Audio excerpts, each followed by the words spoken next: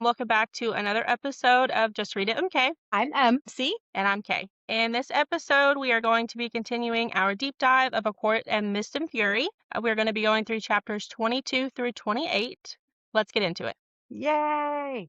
Okay, so last episode they dealt with the adder, and we learned a little bit more why Rhysand hates Ianthe. And we know that in these next chapters, Feyre and Rhys are going to be going to the human realm to go visit her sisters and ask if they can use the family chateau as a gathering place for Feyre and Rhys and the Night Court, potentially others, to come and meet with the humans, hopefully the human queens, and it kind of be their base of operations for those types of gatherings in a semi-neutral spot. So we start out in chapter 22, a nice little scene of two girls that aren't quite friends yet, but they're starting to become friends. Moore and Feyre are hanging out in Feyre's room. Feyre's trying to decide what to wear, which is such a girl problem. Let's throw the entire closet on the bed until we can figure out what we're going to wear. And so I think it is perfect to see them start to have this female relationship because throughout the whole section, Feyre compares more to Ianthe. The differences aren't things Feyre may have noticed when she was in the spring court with Ianthe to begin with, but now that she's out of it and she's getting to know other people, she's getting to know more. She is seeing the fault of Ianthe and the personality that she was probably hiding when she was around Feyre. And I love that Moore is like, so what do people wear in the human realms? Because with the wall, it's been well over 500 years since Moore hasn't seen a human in years. And Feyre's response is layers. Lots and lots of annoying layers. And we don't put anything on display. You might show a little bit of, what's the word? Negligee? I Yeah, thought it sure, was we'll go with it. decolletage, but I'll let you say that because I don't think I could say that word properly. decolletage. Yeah. There you go. You can show a little bit of that, but that's the extent of what they show. So very similar to historical types shows, books that we see, lots of petticoats, dresses that are a little low cut, but not too low, and that's about all that they reveal. And Feyre is pulling things out, looking at different options. I just wanted to point out yet again, she's in turquoise and gold. Again, she highlights the colors we were talking in the first book and earlier in these chapters, the dawn and dusk dresses. And the colors in anything Sarah has written has always been highlighted for a reason. So I just thought it That's was a good point. intriguing that So turquoise and gold is back again. we talked about the dawn colors and the dusk colors. Even though they're very similar, we can kind of say, okay, the dawn and the dusk court, which we don't actually have a dusk court at the moment. But what would you say goes with that court? The teal and gold. Would it be the night court? Because I feel like they're more black and purple See, I thought or black and silver. when I first read it the first time, I almost leaned towards summer court because I think bright blue sky, sunny day. I mean, of course, desert living, I'm going to think that most of the year. Summertime is that bright. And even his name, the way it's spelled, reminds me of turquoise a little bit or tranquility. So if Exactly. you It's tie all of Tarquin, that in, turquoise. or tranquil. That was going to be mine. Yep. I would say summer court for it. And we know that they said that they were going to go to the summer court following visiting the human realm. So it's almost a little possible color foreshadowing. Potentially. Interesting. I love it. So we have Feyre pulling out things to wear, and she finally settles on a top and pants and shows them to Moore, and Moore is just like, yeah, okay. She just nods and moves on. And Feyre mentions there's no commentary like Ianthe might have provided. No beatific intervention. And they go into a little bit of an explanation of what the human world is like now compared to how it was when Moore had friends in the human world. And because Moore essentially says, well, how can women wear skirts if they need to run and fight? And Farrah says, well, they don't really care to do that anymore. Women pretty much are restricted to getting married, bearing children, and then planning their children's weddings. That's it. That is their goal in life. The wealthier you are, the more restricted their freedoms and rules become, which I think is super interesting because I don't think that's how our current social society is like. The more money you have, the more options that you have. Whereas in this book, it is opposite from ours. And then we get a little information from Moore on what the night court in the hewn city is like. And she says females are prized, our virginity is guarded, and then sold off to the highest bidder, whatever male will be of the most advantage to our families. And she continues to tell Feyre a little bit of her story, not a whole lot. She does say, I'll tell you all of it eventually, but here's a little piece of it is I was born stronger than anyone in my family, even the males, which I think is interesting because we've talked about this earlier in the book. Rhysand is the most powerful High Lord. Cassian and Azriel are the most powerful Illyrian warriors. Amren is the most powerful something, we don't even know what. And now we have a human turned High Fae who's incredibly powerful. And we find out Moore is the strongest one in her family. So again, tying back to all of the players are coming back to fight the big war. She says that they could smell the power on her the same way that you can smell a High Lord's air before he comes into power. The power leaves a mark in Echo. When she was 12, before she bled for the first time, she prayed that it meant no male would want her, that she'd be too powerful, but quite the opposite. It is actually when she finally does get her first period at 17, her power awoke in full force, and even the mountain trembled around us. But instead of being horrified, every single ruling family in the hewn city saw me as a prize mare that they could breed into their own bloodline over and over again. So, one, she is being used just to have children and to breed that power into powerful males. But it makes me wonder when she ends on breed into their bloodline over and over again. Kind of makes me think that she's not just going to end up breeding with one person, but that she would be forced to breed with multiple so that there are multiple chances for her power to end up in that bloodline, which is a huge ick to me. I don't know if that's really what it meant, but the way she words it, so it made me think. And then Moore tells Feyre that her family was so excited to have so many different options because they could pick an alliance out of any of the other ruling families, and they didn't care what Moore wanted. She pleaded for her to have a voice in the decision, and they said no, they didn't care. So I got out. I got myself out, is what she says. She does tell Feyre she's not going to go to the human realm with them at this point. She will go if the queens do decide to come,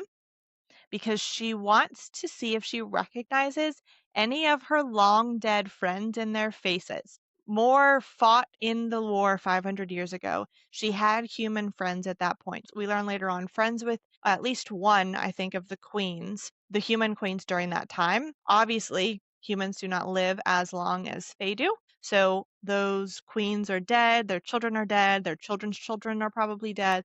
We've come multiple sets down the family tree to get to the queens who are currently ruling. So that's where Moore wants to see if she recognizes any of her past friends in their faces, so in their ancestors. She does mention that Cassian did risk everything to help her get out and make sure she didn't have to go back, but she doesn't go into any more detail than that, other than to say he is worth more than any other male I've ever met, him and Azriel.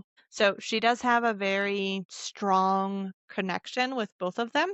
We're not sure to the extent of what their relationship is, but you can tell there is definitely a bond between the three of them. Okay, let me pull up my other books so I can read them side by side. So we get a slight description on how Feyre's hair is done. My hair had been arranged before breakfast in a braided coronet atop my head, a small diadem of gold flecked with lapis lazuli. Also, back to book one, when Nuala and Caradwyn are painting her for the first time and dressing her under the mountain to go dance with Rhysand for the first time. My hair was coiled around a small gold diadem embedded with lapis lazuli. So she is wearing the same crown that she wore under the mountain, or at least it sounds like the same crown. I didn't catch Did you that. guys actually look up what it looks like No. No. at the gym? It Oh, it's just, blue. yeah, it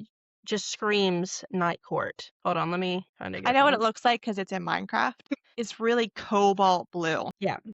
So really she is yet again being crowned by the same two handmaidens who report to Rhysand again. And then she tells more that she would love to hear her story, but she also wants her sisters to hear the story because she thinks there's a special strength in enduring such dark trials and hardships and still remaining warm and kind, still willing to trust and reach out. Because Feyre is looking at when her family lost all of their wealth and her sisters didn't really have much to live for at that point. So she wants them to hear more stories so that they can understand that there is something after. There is life after major darkness. But I also think it's a little foreshadowing because, in all honesty, her sisters have not gone through their true trial yet. That is still to come. And I love this quote. Moore says, "There are good days and hard days for me, even now. Don't let the hard days win." Because that is so true. That's perfect. This was one of those, my first time reading these, that had me just choked up,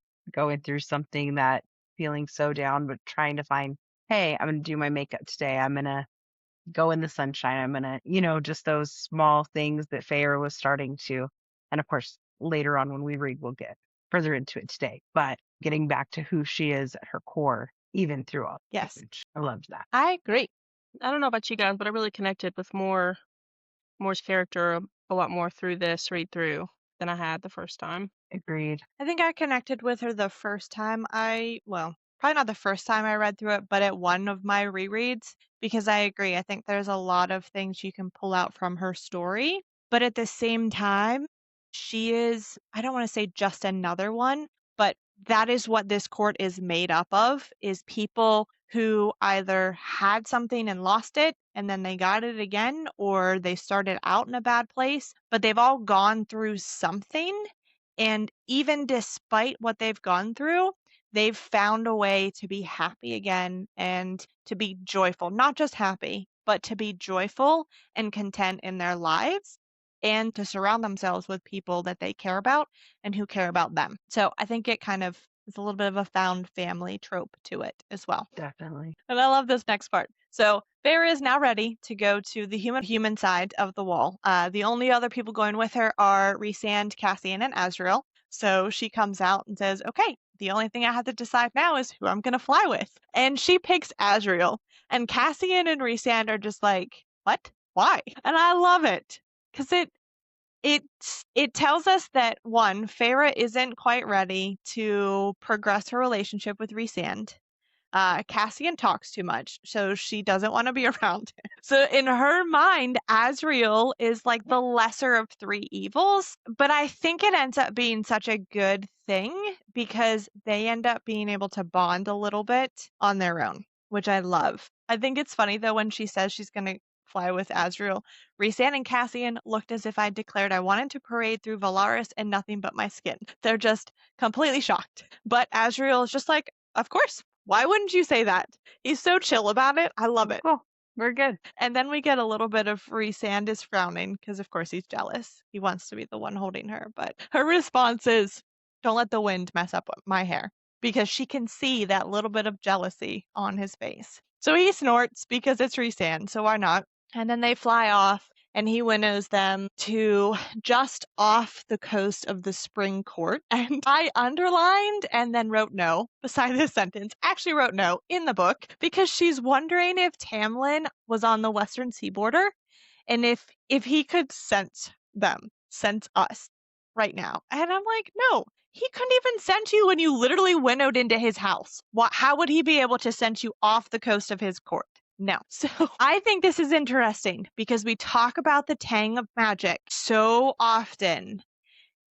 This is the only other time this book where she has mentioned the tang of magic. As a fairy, I couldn't see it, but I could hear it crackling with power. The tang of it coating my tongue. So this is the wall that she's talking about. Yeah, so she mentioned it starting on the ride with Tamlin back to the Spring Court. Very first thing, she's noticed it, sensed it in her nose, and then was asleep. And that was the very first thing. Then when she's coming to right away, 2 pages later, mentioned it again.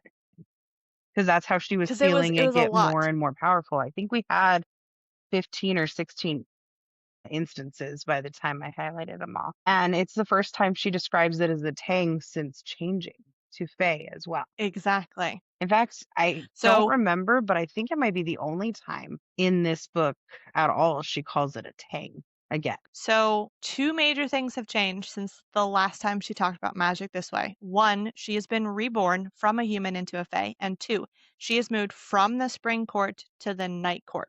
So it makes me wonder. She does talk multiple times as she's going through the night court. She's walking through Valaris. She mentions the smell of jasmine and other spices and other flowers. She mentions the smell of jasmine when they're in the palace on top of the mountain above the hewn city.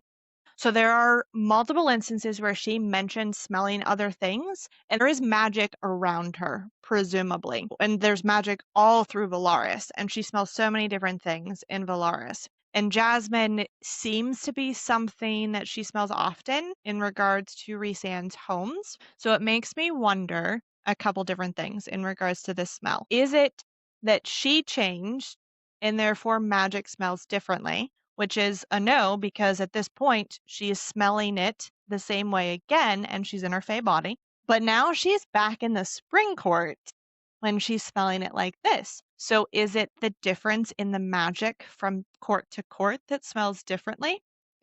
Or does it go back to when we talked about the spring court? Feyre, I think, was going into a forest to hunt the Suriel, and she mentions a rotting smell of leaves. Is this just another example of the spring court rotting from the inside out, in the sense that it's magic, which it tells us in book 1 and book 2 that magic grows out of the land? Is it that the magic in the spring court is tainted and is rotting, molding? Is it just because of Tamlin? Is his magic, or is he causing it to smell that way? Or, one last thought, or is it because the wall was so close, because the wall separates the human land from the spring court? Did the spring court smell like that so much because it was so close to the wall, and the night court doesn't because it's the farthest court from the wall? I don't know. See, and what I find interesting is that even going back to my notes early on in book 1, you go from the slight smell, the scent I've started to know is magic, but it's constantly the metallic scent, the metallic scent. And she hasn't mentioned metallic in terms of a smell at all anywhere else, even under the mountain. She mentions the familiar feel, but she didn't say the smell. And then just right before page 185 in A Court of Thorn and Roses, I didn't go to the book. I just went to my notes saved. I highlighted, I'd grown accustomed to the smell of magic. My nose then prickled with the rising tang of it. So she was starting to pinpoint that the smell, the tang of the metallic in the magic was increasing early on in book 1. So kind of same thing when we were So, talking about the where's it coming multiple from? holes in the wall. When we started talking about that towards the end of book 1, were there multiple holes, or were there more holes because the state had become that dire, or is she smelling it more because the holes are now allowing more things to pass through? Or is it just the wall is rotting and then that smell carried into the spring court? Interesting. Kay, what do you think? I think it's a lot of theories, and I'm having a hard time keeping up. Okay. That's great. There are a lot of theories. There are a lot more to come. Don't worry. Yeah. Awesome. Okay, so we get, like I said, this little interaction with Feyre and Azriel, which I love because it shows them that they have something in common in what they're dealing with right now. We talked about it, I think, in last episode, that Feyre has a connection. She's discovering she's a connection with each person in the inner circle. The only one we didn't see a connection with yet was Azriel. So now we get the start of that connection, that Azriel doesn't feel like he belongs anywhere. He doesn't feel like he belongs with the Illyrians because he didn't get there until he was 11. So a lot older than when most Illyrians learn to fly and learn to fight. She says, I don't really know where I fit in anymore. And he says, I've been alive for almost 5.5 centuries, and I'm not sure of that either. So they have a moment where neither one of them is used to the wording of calling themselves Fae in Feyre's case, or Illyrian in Azriel's case. And we saw Ianthe make a big deal out of it in the beginning of the book, that Feyre needed to make the adjustments herself. Then we had Rhysand calling her human because his response was, well, what else am I going to call you? Isn't that what you are? So you get multiple people essentially telling her what she is or isn't, and she's still trying to figure out what she wants to be. And once she does that, then what she wants to be a part of, either high fae, human, because she is and isn't both. But I'm going to bring up something completely different now in a whole other book. So we get at one point that she is attempting to look at Asriel as they're flying, and instead she ends up looking at one of his siphons. And she says, I watched the light shift inside the sapphire siphon as if it were the great eye of some half-slumbering beast from a frozen wasteland. And we already got a ruby in a sword from another slumbering beast in Throne of Glass. So in Heir of Fire, Celaena, Aelin is training with Rowan, and he takes her under a mountain into a cave with a lake. So under another mountain. And he's taken one of her friends and frozen over the lake and essentially chained the friend to the lake, telling Celaena that she needs to walk out there, melt the ice around the chains enough for her friend to come back, and then they can come back to shore. Not realizing that there is a giant beast inside the lake underneath them, so there ends up being a battle, and Rowan finds a sword in a scabbard in the cave and throws it to Celaena, to which she uses to fight and then she uses it to fight the Volg in the end of book 3, and she continues using it. It kind of becomes her sword throughout the rest of the books, and ends up fighting with it even at the end. So it is a gold sword with a ruby the size of a chicken egg embedded in the hilt. And she says that the ruby was glowing in a patch of sunlight, and that it might not be a ruby after all, because when she gets a look at the creature in the lake, it is missing an eye. So at that point, she kind of assumes that the ruby in the sword was taken from this creature and put into the sword, and it just turned into a ruby at that point. And we learn later on that that ruby, being part of the sword, can actually hold fire in it, fire magic in it. Wait a minute. Okay, I'm sorry. I'm- My mind just went. How did I I'm not not done. catch that? Okay.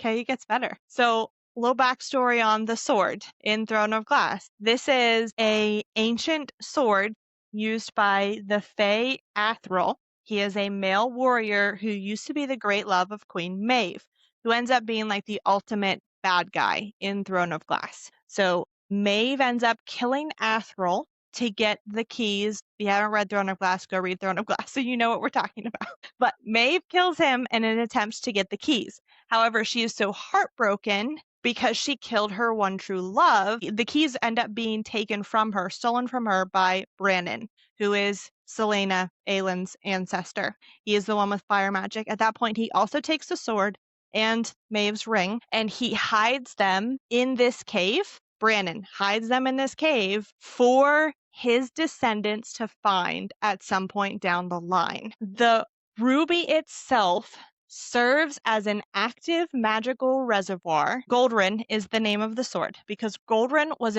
originally imbued with fire magic.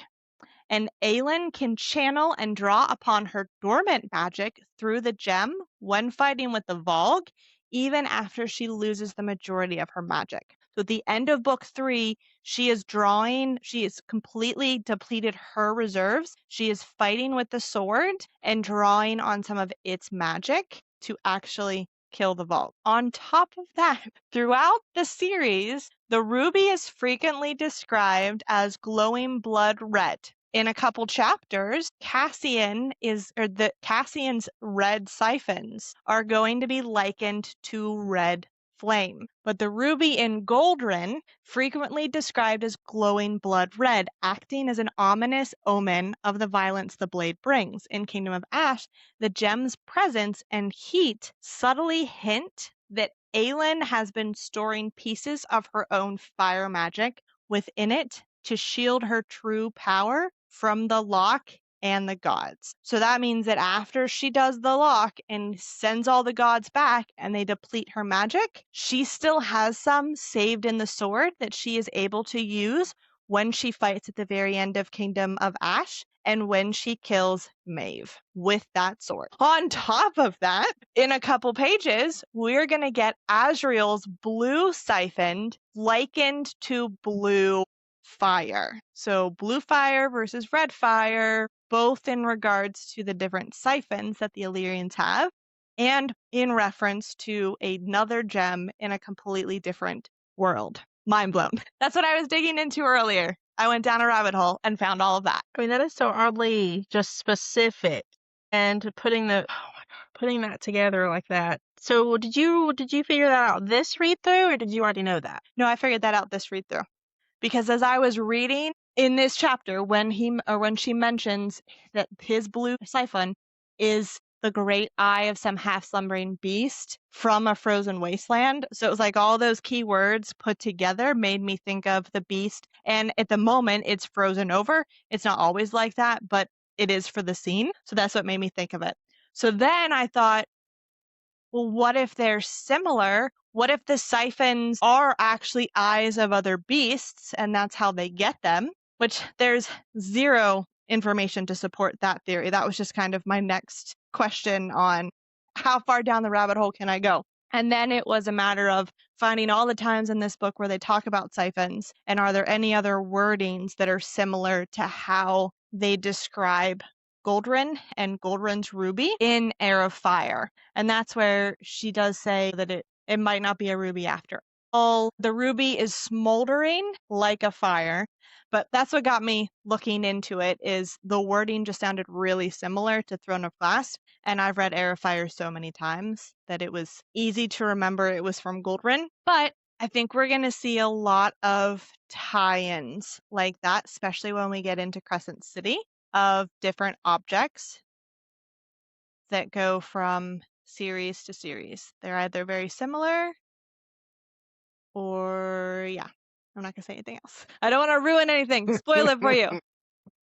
But yeah, so that's why, Kay, I'm trying to pick that kind of stuff out to point it out now. And now you're making me want to reread Throne of Glass, and I don't think I'm Yeah, emotionally Throne of ready for Glass is that. just so far away. I just don't put the two together. But now, I don't know, that's just so crazily specific that all of those words together, Right? and then, yeah, Exactly. how can you not notice that, like, especially. But like, what makes Feyre think to describe it that way? Unless she's heard a legend or a story about something along those lines. I mean, it could just be because Sarah obviously is the author and wrote both of them. And so she used similar words. Maybe she was trying to connect the two, maybe she wasn't. But if we're looking at it from Feyre's perspective, like what would make you think to describe it that way? So maybe we will get some crazy beast from a frozen wasteland in the new books that only has one eye. Or because the Weaver is blind, is it her eyes that were turned into siphons? That one's way out there. Let's say It's like, just stop. that just one's stop a little now. far-fetched. I like the I was other just better. trying to come up with characters that we've seen already that didn't have eyes, and that was the first one I thought of because we just finished that one. No, the first. That just makes total sense. Like, how can it It's not be? crazy. I'm sorry, my mind is just blown after that. That's okay. That's the point of this, because I want to blow your minds with the stuff that I'm trying to pick out and piece together, or that I see other people piece together, because it's going to get even more blown when we get into Crescent City. Like, so much. Okay, then we are into the human world. They pass through a rip in the wall, and they're into the human world. And Feyre says, the wind was biting, the temperature's so cold, it snatched the breath from me. That bitter wind seemed somehow less alive than the spring air we'd left behind. So again, she's pointing out the magic, even in the air above the wall, whereas it is not in the air below the wall, where it is just humans. And I love that we get a little mention at the start of the next chapter. It had been a year since I had stalked through that labyrinth of snow and ice and killed a fairy with hate in my heart. So she puts it in perspective that it has been a full year for her now. Yes, she came back last summer to visit her family, but since the time she left, it has been a year. So on one hand, it's been an entire year since it happened, but on the other hand, it's only been a year. All of this has happened in 1 year. So she gets up to the house, and the housekeeper doesn't want to let her in because she realizes that she's become Fae and she's protecting her sisters. But Nesda is the one who actually tells the housekeeper to let her in. And I underlined this part just as possible foreshadowing. We don't know for sure yet, but when she first sees Elaine's face again, she's reminded of how beautiful Elaine is. And she says she'd always been the most beautiful of us, soft and lovely, like a summer dawn. Maybe foreshadowing, maybe not.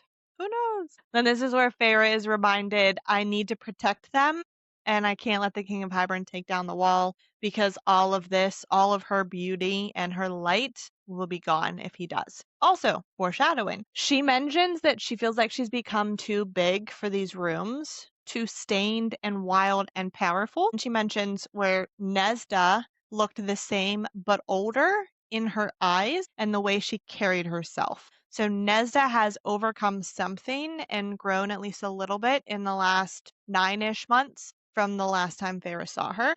We find out her father is in Neva, trading with some merchants from the other half of the world, and attending a summit about the threat above the wall, a threat I wonder if you've come to warn us about. But I think this part is really, really interesting because Nesda says the threat above the wall. She doesn't specify where, just that it's above the wall because she doesn't know any of the layout or the areas above the wall.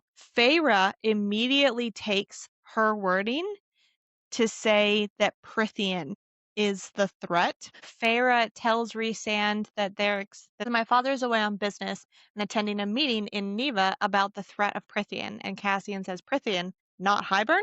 And she says, well, it's possible my sisters were mistaken, but they merely said above the wall. I assumed they meant Prithian. So it makes me wonder, is he actually meeting for a threat about Prithian, or is it really about Hybern or something else? We don't know at this point. We're going to find out later, but we don't know yet.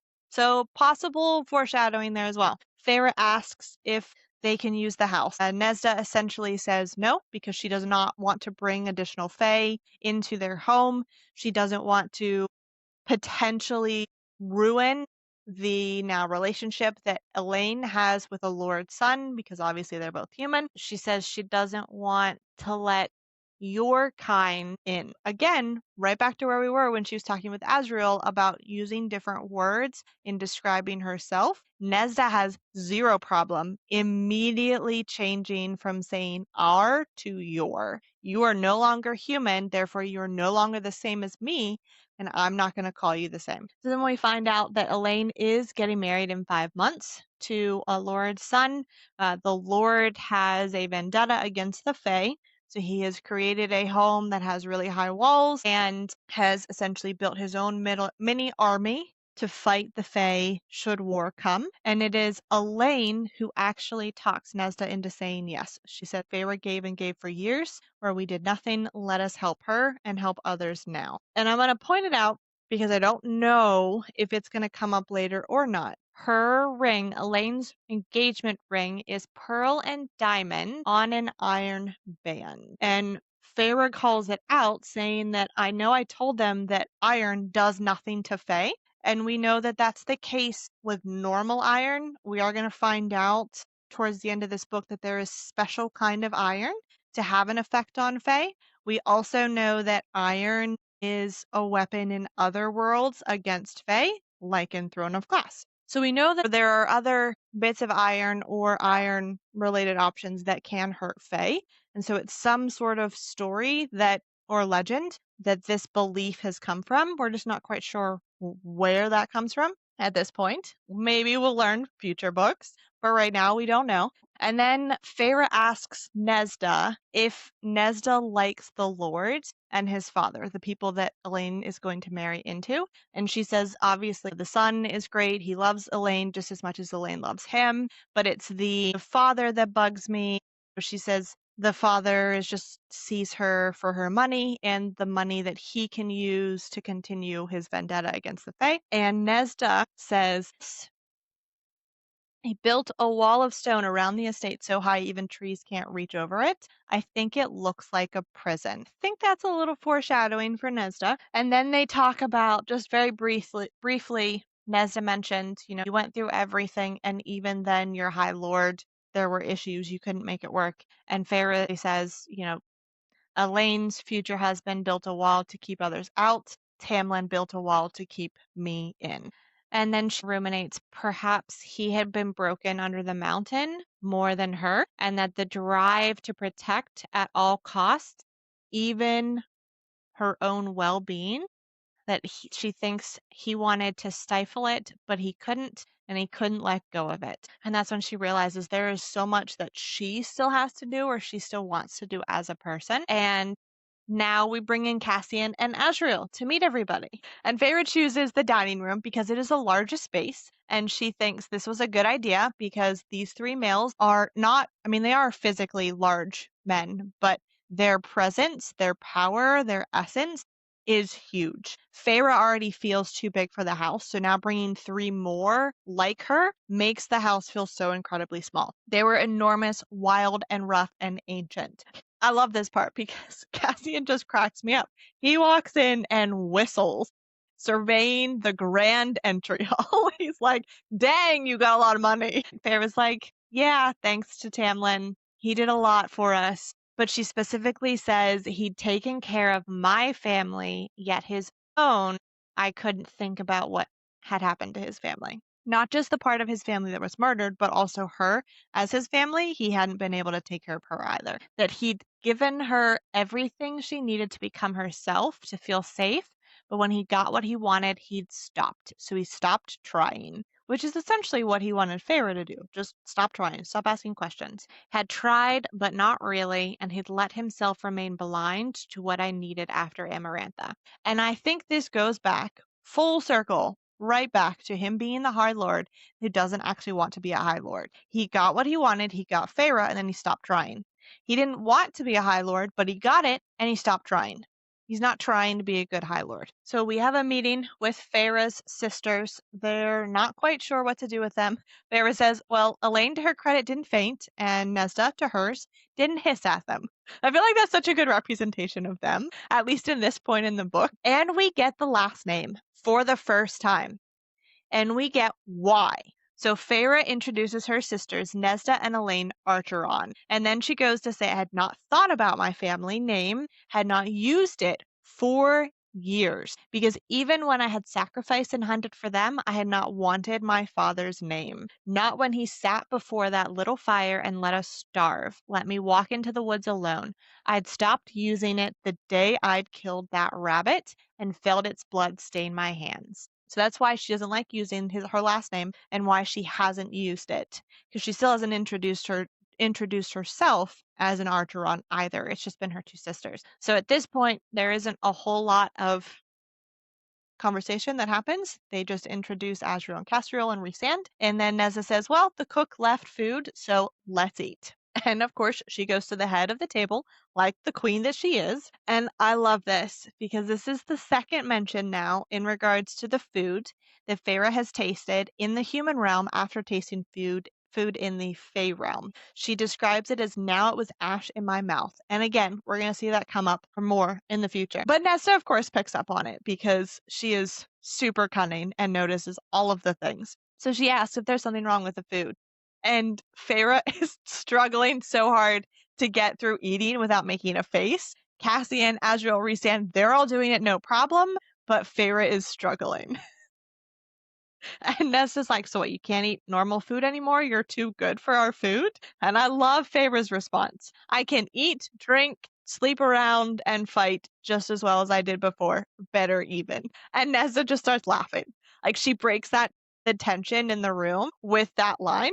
Cassian chokes on his water and Azriel just shifts in his seat. I love it. But I think it's a good way for them to break the tension a little bit. And we see that kind of happen multiple times in this little quick meal, that something happens, someone gets super prideful and doesn't want to back down, and someone else has to break the tension so that a fight doesn't break out. And at this point, it's Feyre who's about to fight with Nesta, and I love it because then Rhysand, being Rhysand, whom we love, sends a blind, solid tug on the bond cooling darkness sweeping into me, my temper, my senses, calming that fire. So he's literally sending like a piece of himself into her to help calm her down. And Rhys says, well, if you ever come to Prythian, you'll discover why your food tastes so different. And her response is, I have no interest in setting foot in your world, in your lands. More foreshadowing. At this point, Cassian is sizing up Nesda, so we get even more foreshadowing on what's to come. He is looking at her, and I love Feyre's analogies with them. It cracks me up. So Nesda turns, noticing that Cassian is gleaming at her, and snarls, "What are you looking at?" Oh my gosh. And right? He gets a little snarky with her. He's like, I am looking at someone who let their little sister risk life every day in the woods while she did nothing. Someone who let a 14-year-old child go out into that forest so close to the wall. Your sister died, literally died to save my people, and she is willing to do so again to protect you from this war. So don't expect me to sit here with my mouth shut while you sneer at her for a choice she did not get to make and insult my people in the process. So I'm going to pause there real quick because I love Nessa's response to it. But before we get there, this is an instance that Feyre hasn't really had happen to her before, where someone who doesn't know her very well is immediately standing up for her. Rhysand does it and has been doing it, but outside of him, it's only the people in the inner circle who are now starting to stand up for her and work with her, help her, whereas she didn't get that in the Spring Court. And the Spring Court, arguably, people knew her better there. Yeah, ridiculous. But Nezda's response is essentially to dismiss him without a word or another look. Cassian's face went almost feral. A wolf who had been circling a doe only to find a mountain cat wearing its hide. I love that line. That is so perfect. Again, we break the tension a little bit. Elaine chooses to talk to Azriel because, again, everyone assumes Azriel is the quiet, meek one. Therefore, he must be the safest one to speak to. But Elaine is essentially saying, don't blame Nesda, don't blame any of the humans. This is just how we're raised. It's the stories that we're raised on, which I think is super interesting. That Elaine says these are the stories that we were raised hearing. But in book 1, Tamlin is talking to Feyre about the Fae, and Tamlin questions her, did your mom not tell you stories about us? So it makes me wonder if, again, this is part of the education that Feyre didn't get, but Elaine and Nesda did. And then Elaine goes on to say, we both failed Feyre. It wasn't just Nesda. I didn't do anything either. Or Feyre says, can we just start over? And everyone agrees, fine, we'll start over. And Elaine again turns to Azriel and says, can you truly fly? And he says, yes, we hail from a race of fairies called Illyrians. We were born hearing the song of the wind, which is some very similar wording to what we get in Throne of Glass with the witches, is that they hear the song of the wind and they are drawn to it. And Feyre calls out in this next section in regards to you get used to the wording again, that Azriel is talking about how they were trained so thoroughly that the fear is gone before they're out of swaddling. So the fear of flying is gone. But Feyre knows that Azriel didn't train or start training to fly until he was 11.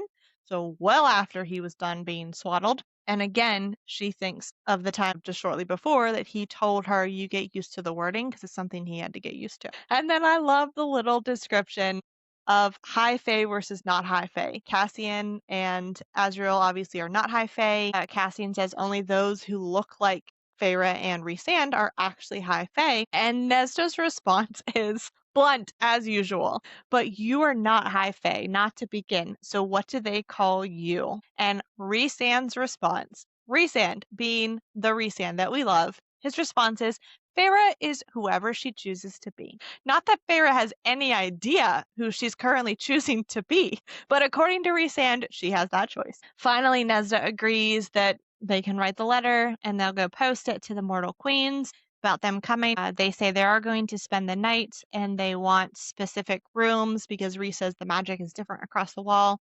So he's not sure how their shields or their senses are going to work. So he doesn't want to take any chances. Feyre essentially says he's only cranky because he's old and it's past his bedtime. So we get some more of the banter, the little fun shots that they shoot at each other. And Nesda is just like, okay, if we're done eating, then the meal is over, and stands up and that's it. I was going to say in that section, what I liked is that Feyre, when she first walked in the house, she talks about feeling like it was too much, the weight of it all. And then when Claire was brought up, Reese has a moment, just that one line, unblinking, unmoving, staring at his plate. And so, little foreshadowing coming right up next that they're both feeling extra pressure, extra stress in that moment in a way that maybe Az and Cassian are subconsciously filling in the conversation so they can have their own feelings. Okay. It's Because something this I is was the first picking time up on Feyre's going been into, back. Yep. and it's the first time he's Okay. really been somewhere where it's not him and Feyre only talking or even briefly discussing Under the Mountain. It's someone else that they don't know, but it brought up and reopened that wound slightly. That's a good point. I like that. Okay, so that evening they go off to write their letter, and I did underline this because I think it's interesting. At this point, they have sent away all of their household servants. So it is only the sisters and the Fae in the home. No one else is there. So after dinner, my sisters cleaned the dishes while we worked on the letter. That is the first time it is mentioned that they have done any sort of manual labor outside of nested chopping wood in book one. So I think it's interesting that they're willing to do it now and they weren't willing to do it back then. Or at least if they did do it back then, it was never mentioned. Now, Rhysand and Feyre are about to go to sleep in the same room because that's Rhysand's condition. Cassian and Azriel get their room. Feyre and Rhysand get their own room. And so they're discussing Nesda and Elaine. Nesda is her own creature, is how Feyre describes her, which I think is a little bit of foreshadowing as well. And Rhysand says, it's been a few centuries since someone got under Cassian's skin that easily. It's too bad they're both inclined to kill each other. Feyre's response is to think, part of me shuddered at the thought, or at the havoc the two would wreak if they decided to stop fighting. Foreshadowing! I love it. We do get to a point where Rhysand asks, is your life really miserable? And she says, I don't know. Everything is happening so quickly that I don't know what to feel, which is a complete switch from the beginning of the book when nothing was happening and all she could do was feel, and she felt nothing. Now everything is happening so quickly, she doesn't know what to feel. So Rhys says, okay, well, then maybe you need to take a day off. When we get home, I'll give you a day off. And then he gets out her night clothes that he's packed for her because Rhys packs for her all the time. Don't worry, he's got it. He'll handle it all for her. And he picks out flimsy underthing. I couldn't decide which scrap of lace I wanted you to wear, so I brought you a few choices. She just calls him pig. Right? It just cracks me up because he's definitely flirting a little bit. And it's not just to make her mad at him so that she feels something. It's because he likes her and he wants to flirt with her. I love it. One line where she thanks him, and he just mentioned, the Amarantha never thanked him for that, I Yeah, thought she that was thanks him for sweet. warming the bed. Yeah. Yep, I agree. It's sweet, but it's also heart-wrenching to Mhm. remember all that he had to go through before her. And he does tell her he is paying her a wage like everybody else. And she says, well, I don't need it. I don't need any money because Feyre is not materialistic at all. And he says, well, you have it. Every member of my court receives one. Plus, there's an account at the bank for you where it's automatically deposited. You also have credit lines at the store, so if you don't have enough money, you can just have the bill sent to the house. She's like, well, you didn't have to do that. Thanks, but you didn't have to do that. How much am I getting paid? And he just says, oh, same amount as others, which in her response is, probably way too much money than she actually needs. But then he asks when her birthday is, and she tells him it is on winter solstice, which he remembers seeing her through the bond that she didn't actually celebrate her birthday. And her response is, she says that there was so much celebrating on that day already that she didn't feel the need to bring it up.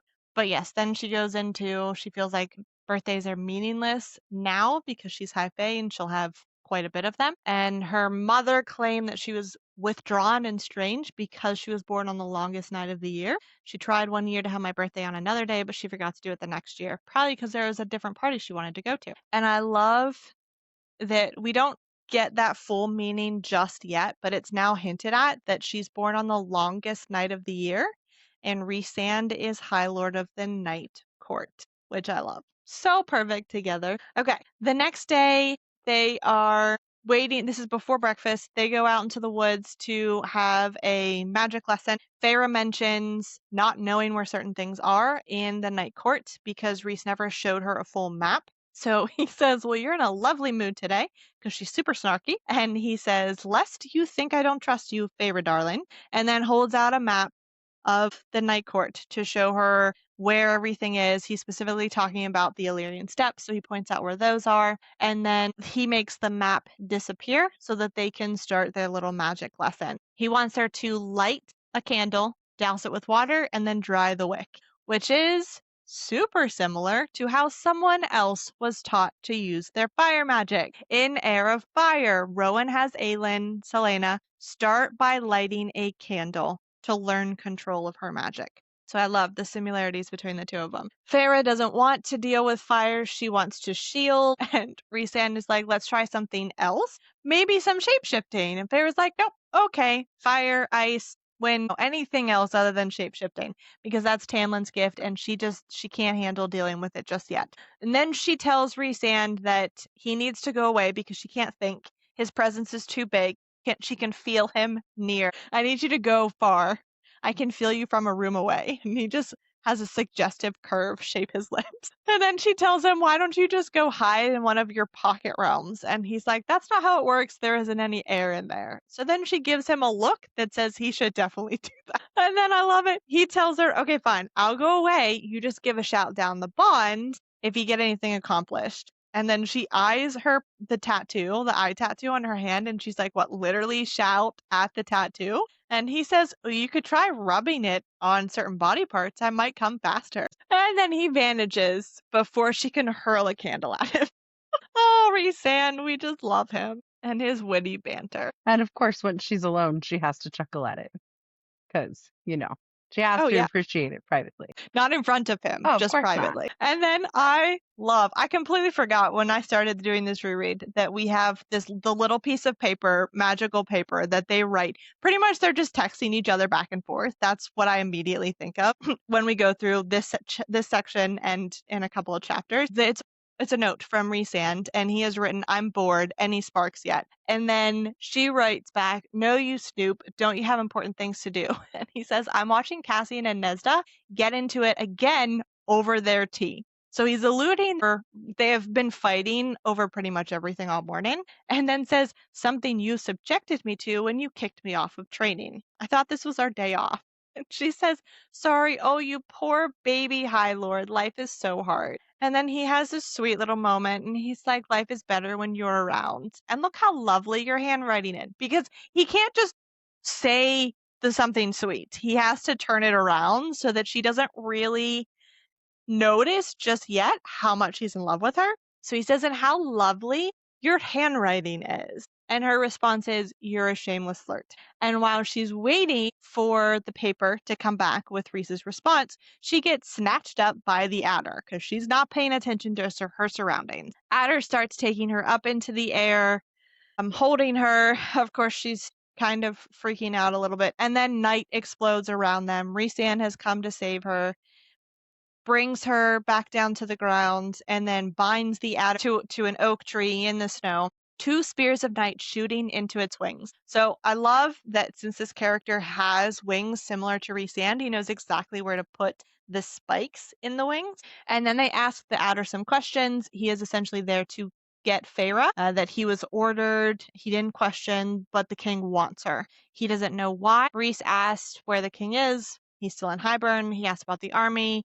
It's coming soon, but it's very large. It's endless. We have allies in every territory all waiting. And then Asriel slammed into the snow. Superhero landing is exactly what I think of when he slams into the snow. And Rhysand threatens the adder and Asriel takes him away. And this is where we get the part we talked about earlier. The siphons atop his scarred hands flickered like rippling blue fire as he reached for the adder, and then they vanished. So we find out that Asriel, using his siphons, can essentially winnow. We don't know to what extent. Feyre makes it sound like it's probably something that takes a lot of power, so it's not something he does often, but he does take the Adder to the hewn city to torture and get more information out. And Farah asks if Azrael will kill him, the Adder, and Rhysand says, no, we'll use him to send a message to Hybern that if they want to hunt the members of my court, they'll have to do better than that. And then Farah starts to get caught up on the fact that he has claimed her as part of his court, and then realizes that Rhysand had a good idea that something was going to happen out in the woods, and he's essentially used her as bait to find out what was going to happen. And she gets mad because why wouldn't she? He is using her as a pawn.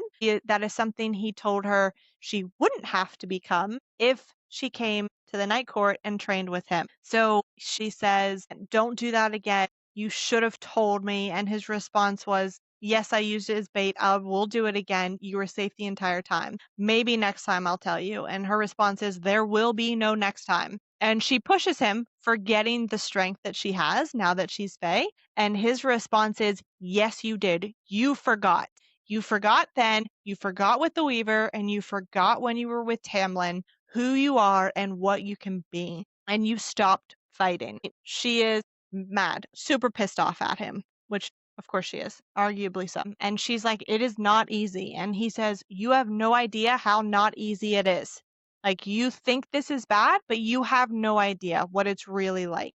Try harder. And so she tries to get to him and push him again, but he keeps winnowing away. So we have this little cat and mouse game where she's chasing him, trying to get to him and tackle him, but she can't because he's winnowing away, and she can't do that. So she starts paying attention to what he is doing, and she realizes that she could track him across eternity, across the folds in the world that he was creating to winnow. Time slowed and curled, and I could see the darkness of him turn to smoke and veer, as if it were running for another spot in the clearing. I hurtled for that spot, even as I felt my own lightness folding my very self into wind and shadow and dust, the looseness of it radiating out of me, all while I aimed for where he was headed. And I love this part.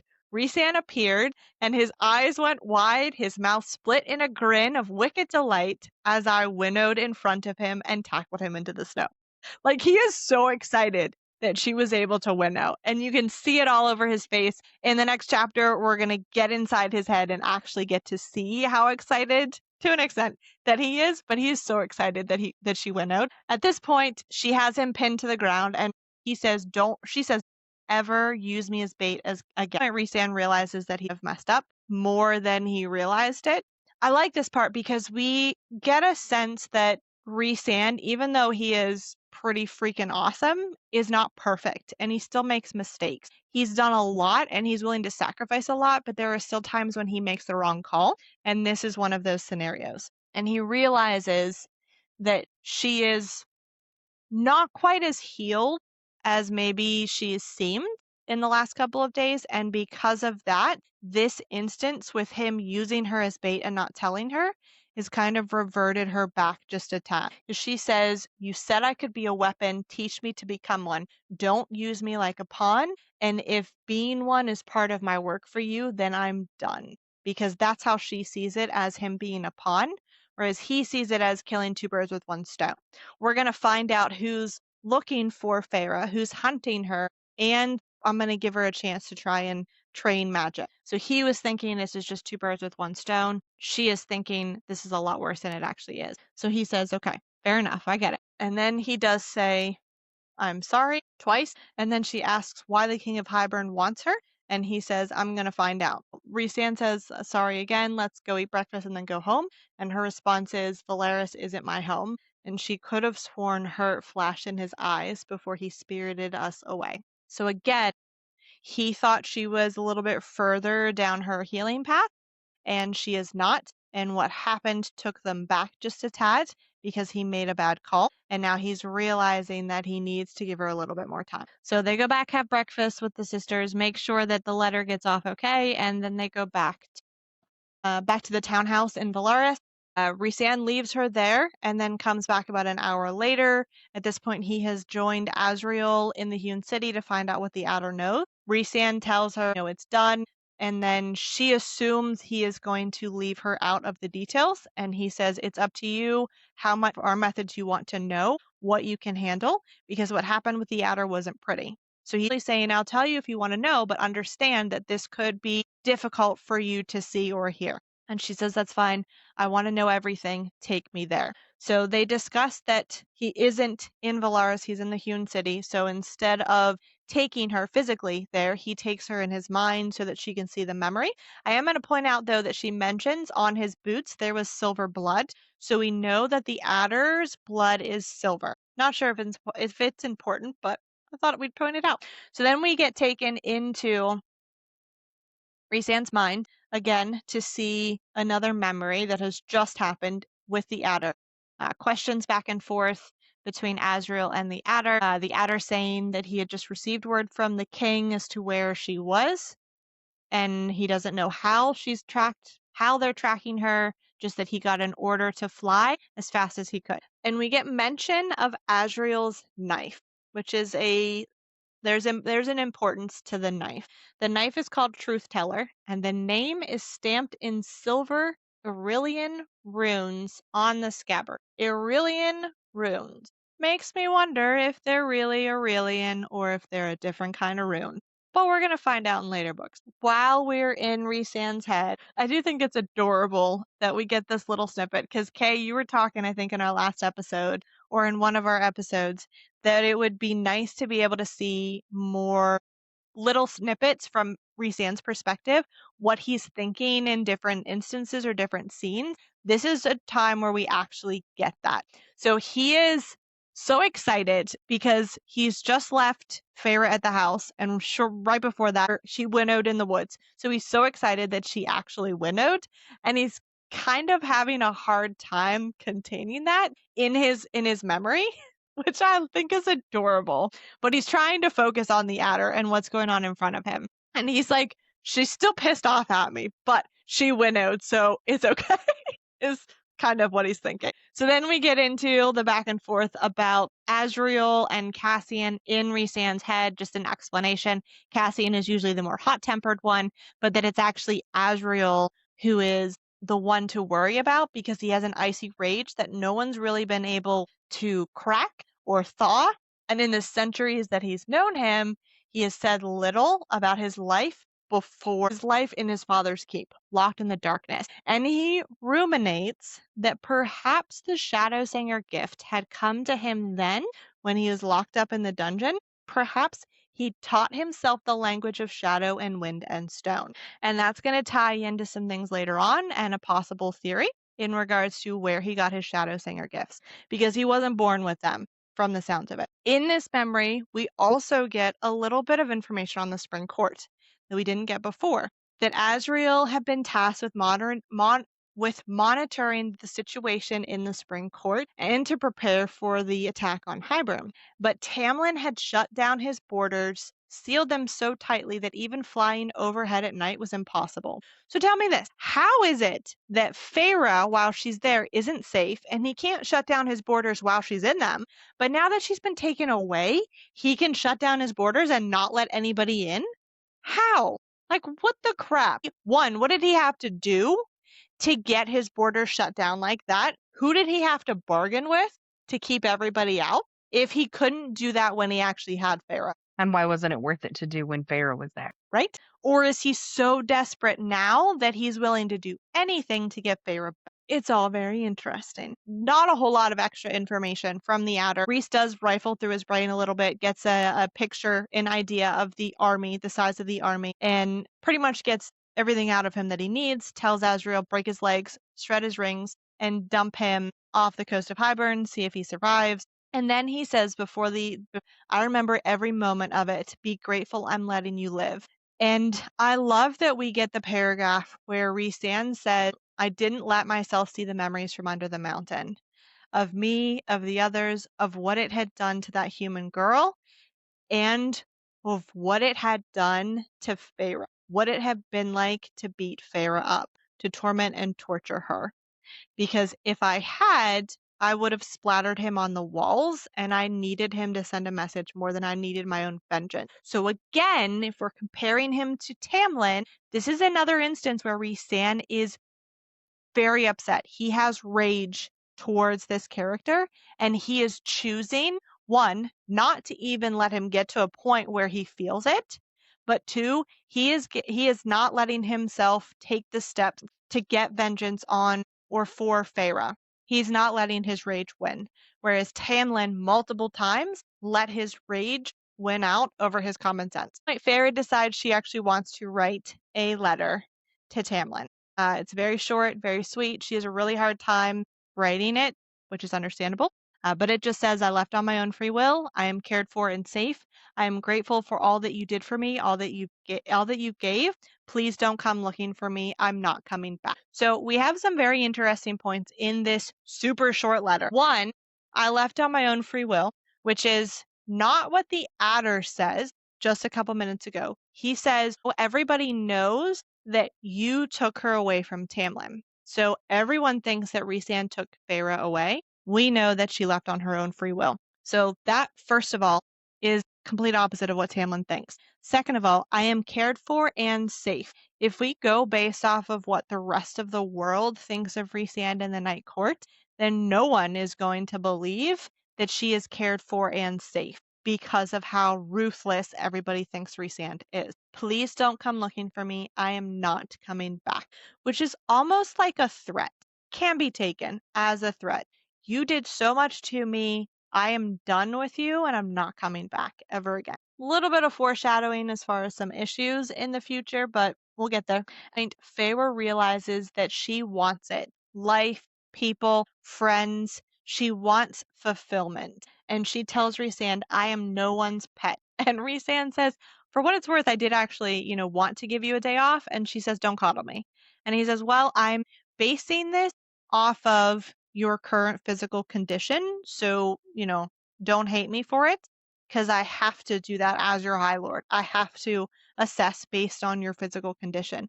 And she says, I'll be the person who decides that because at this point, everyone has always made the decisions for her and she's tired of it. Even if the decision being made for her is in her own well-being, she still wants to make the decisions herself. She is done sleeping. And so she kind of taunts him. You told me that this city was better seen at night. Are you all talk, or will you ever bother to show me? And he laughs. Of course he does. Gives her a nice little once over. And then when his eyes found mine again, his mouth twisted in a smile so few saw. Real amusement. Perhaps a bit of happiness edged with relief, the male behind the High Lord's mask. So this is the first time she gets a true glimpse of the male behind the mask. He tells her that tonight, Feyre darling, because that's his term of endearment with her, that we're going to take you to dinner and we'll see if you're all talk or if you'll allow a High Lord of Night to take you out on the town. So we find out that they're actually going to go, the whole inner circle is going to dinner. Amren knocks on the door this time to enter her bedroom, doesn't just appear, walks in. Nuala and Caradwyn are finishing up doing her hair, setting it with combs of mother of pearl, and they immediately vanish. Amren calls them wraiths, which is the first time we actually get a term for them, and that they're nothing but shadow and mist. They can walk through stone and walls. And she tells Feyre that these two are actually half high fae, half wraith. So they're a combination. We get a little tidbit on how things kind of work in the Night Court. Amren said that they're probably now whispering in Asriel's ear that she is in Feyre's room with her. And Feyre's response is, well, I thought they answered to Rhysand. And Amren says, well, they do, but they were trained by Asriel. Feyre asks if they're spying on her. Amren says, no, they're spying on me because I don't think Asriel will ever truly trust me. So they report on my movements and with good reason. And Feyre says, why? And Amren says, well, why not? I'd be a little disappointed if he didn't keep tabs on me, even if it is against order. And Feyre says, well, doesn't Rhys punish that? And Amren says, no, the Court of Dreams is founded on defending, honoring, and cherishing. It's not brute strength or obedience. And she says, in fact, most of Rhysand's top officials have little to no power. He values loyalty, cunning, compassion. And Asriel, despite his disobedience, is acting to defend his court, his people. So no, Rhysand isn't going to punish that. There are rules, but they are flexible. And I wrote, Tamlin would definitely punished anyone in his court if they didn't obey, whether it was defending the spring court or not, because he is all about obedience. We've already seen him punish Lucian before. Exactly, multiple times. And this is where we get information on the tithe, which we talked about a little bit when we read the chapter on the tithe. Pharaoh brings it up and Amram says, well, we don't have a tithe. The people in the city, they pay taxes, but there is no tithe. Only the High Lord of the Spring Court enacts one. And Pharaoh says, I didn't want to think about it entirely. Not yet. Not with the letter on its way, probably already delivered to him. So she picks up the amulet that Amron let her borrow and says, here, thank you for letting me use it. And Amron's response is surprised that she was actually giving it back. And then she says, well, keep it. There's no magic to it. So we talked about this too when they went into the prison, that there was no magic, that Amron knew she needed something to think that it could get her out. And so Amron provided her with that something, even though it was a lie. So you needed something to believe you could get out of the prison again. Pharaoh's like, Reese kept looking at it. And Amron said, yeah, because he bought it for me 200 years ago. He's probably surprised to see it again and wondered why I'd given it to you. Likely worried why I'd given it to you. Which is exactly what his response was every time he started looking at it when they were on their way to the prison. It just cracks me up. Oh my goodness. Initially, not a ton of information for those chapters, but we still managed to go nice and long discussing all of it. Lots of things that were referenced in this book as well as other books to tie everything in nicely in the whole Maas world or the Maasverse. And I think we'll continue to see some of those tie-ins maybe in this book a little bit, definitely in the next book, and then in the other books to come. So that'll be a lot of fun. Well, there you have it. If you haven't taken the time to read it, don't forget to jump in and catch up. Next time, we're going to be diving in a little further, so make sure you're up through chapter 29. If you haven't already, don't forget to like and subscribe. If there's anything you notice we missed, make sure to leave it in the comments so we can touch base on it in future episodes. Have a lovely rest of your week, and we'll see you guys soon. Bye. Bye.